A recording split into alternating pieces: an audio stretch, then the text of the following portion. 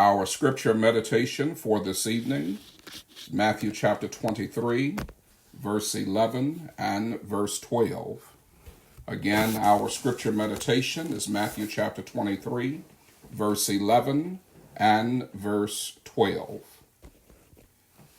In an effort to validate themselves, some people insist on specific titles to describe their professions.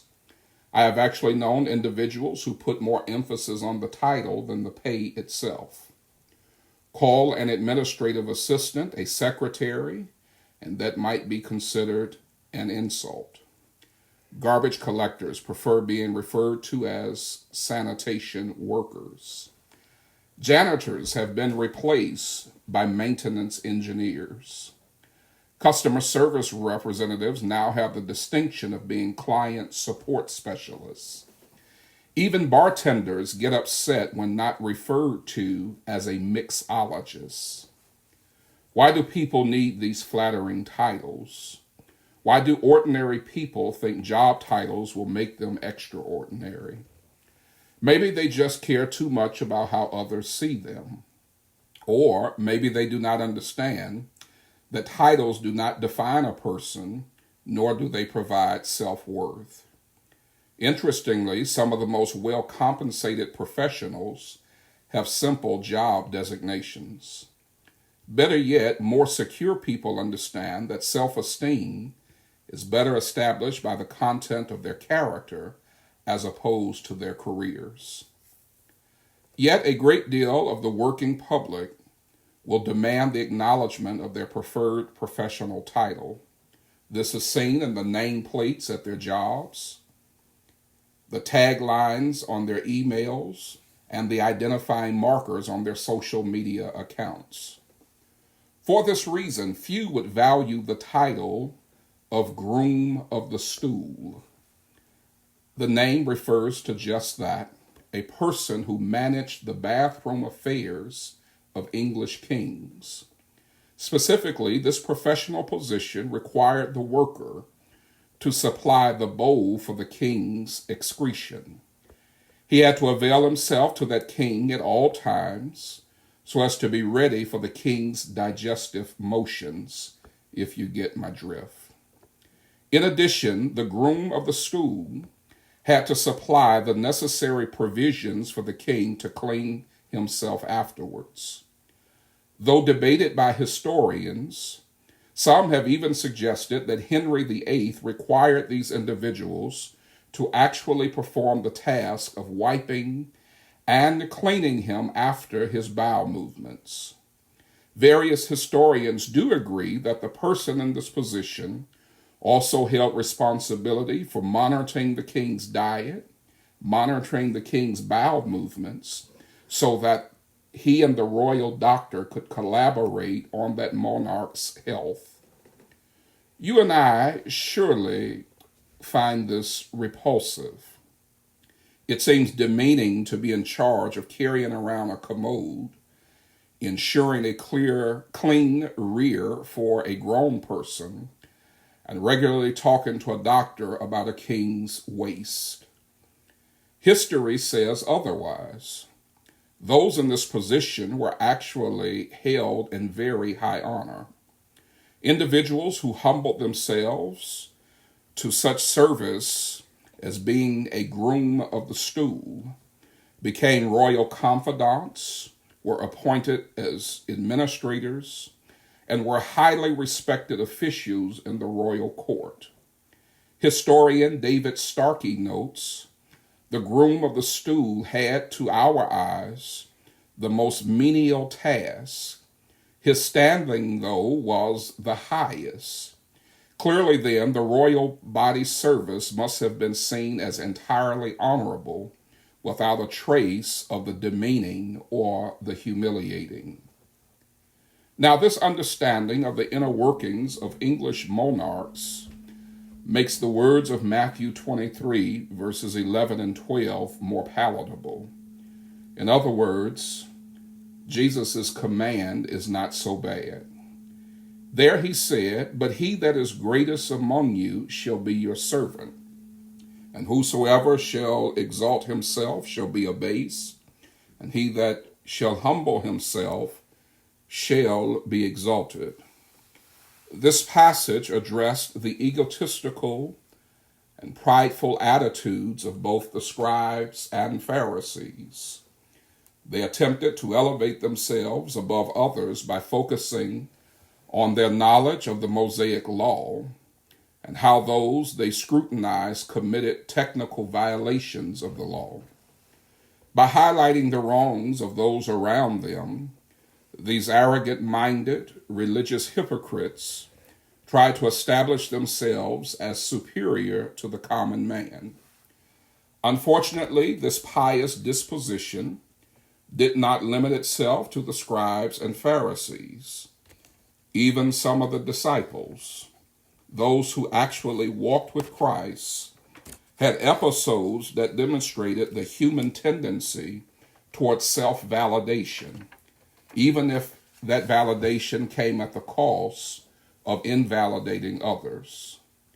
For some strange reason, human nature craves affection, affirmation, and appreciation to an extent that such cravings can become sinful in their very nature. On the surface, these innate desires do not seem wrong, but the extent to which some will go to satisfy these yearnings is an unfortunate display of character. A person can easily make such a demand to ensure receipt of these assurances that they will unknowingly rob others of their due and compromise their relationships with those from whom they feel they are owed more. A person who greatly needs more affection, more affirmation, and more appreciation unwittingly become nuisances to those upon whom they make their demands because of their inability to see how exhausting it is to give a person what they should already have within themselves. This syndrome not only affected the scribes, Pharisees, and disciples, it describes the problem of human nature today as well.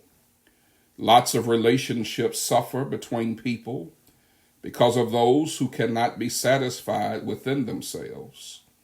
They look for others to fill the voids of their own existence. Rarely can they stand another being praised, complimented, or validated by someone else.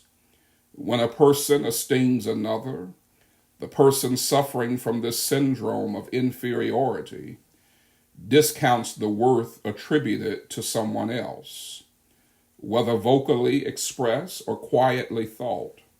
Some do not appreciate others or their contributions because they feel they have been somehow denied the attention, the love, or the validation from someone. They not only discount the value of the person who receives accolades, but they also began to discount the worth of the individual providing those accolades. Ironically, they would reassign value to that person if the individual would redirect the honor that they give to someone else and redirect that honor to them. Jesus clearly taught that greatness is not achieved by the words conferred by mere mortal man.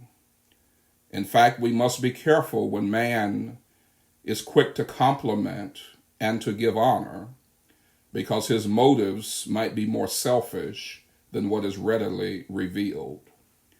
In like manner, greatness cannot be achieved by self-promotion, self-indulgence, or in an attempt to deny someone else their honor.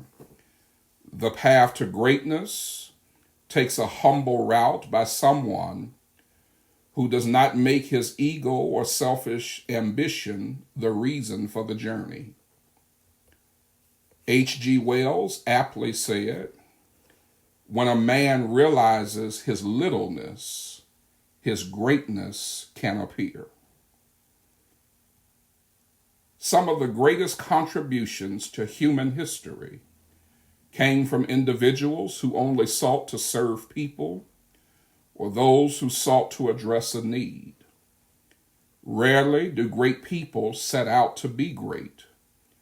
They just do great things because it's the right thing to do.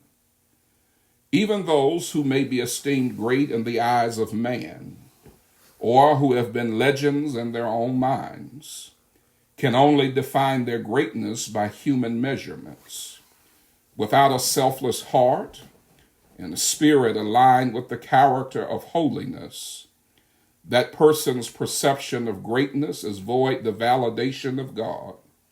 Essentially, greatness in one's own eyes is nothing short of blindness.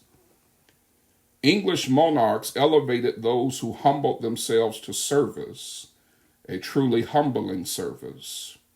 Those who postured themselves as too good to serve in such a capacity did not realize the honor given to those who walk the path of humility. The same is true for those who desire respectability in God's kingdom. He elevates the one who humbles himself. He honors not those who demand honor for themselves, but chooses to give honor to those who serve others, even when personally inconvenient and at a personal sacrifice. An obituary might read many flattering things about a person's worldly accomplishments, such as where he went to school, jobs held, awards granted, or the other recognitions possible to an individual. No better statement can be said about a person's life than to say that he who loved the Lord did so by serving others with no purpose other than God's sheer glory and no expectation other than what God chose to confer. Finally, be ever humble. Never think of yourself as superior to others. When an opportunity presents itself, serve, even if that service does not afford you man's affection, man's affirmation, or man's appreciation. Serve because it is the right thing to do. Do not seek man's approval, for God has already promised to exalt the humble. And remember to live for today, prepare for tomorrow, and keep the end in mind.